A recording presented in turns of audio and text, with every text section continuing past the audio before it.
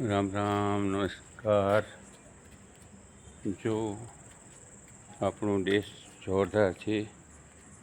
આ જો શ્રદ્ધા હોસ્પિટલ છે અને નવરાત્રિમાં હમણાં ભલે પદયાત્રા જાય છે, માણસો એ ભલે જાય છે, આપણી ના નથી, પણ જે આપણા કાગળ છે, પ્લાસ્ટિક છે, એ રસ્તામાં ન ફેંકાવે એવી વિનંતી.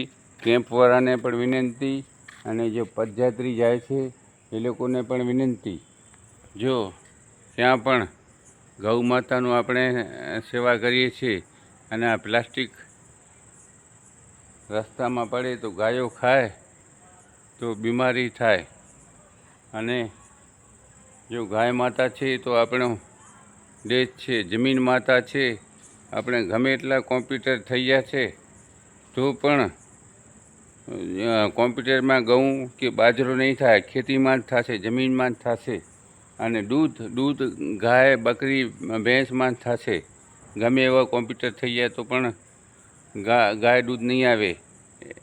એટલે એમ કોમ્પ્યુટરમાંથી દૂધ નહીં આવે. એટલે મારા વાલા મિત્રો, તમે જે છે પ્લાસ્ટિક રસ્તામાં ન ફેંકાવો અને સાફ સફાઈ રાખો. માતાના મળ માતાજી તમને કહે છે ભલે આવો અને પહેલાં તમારા મા બાપની સેવા કરીને જાઓ.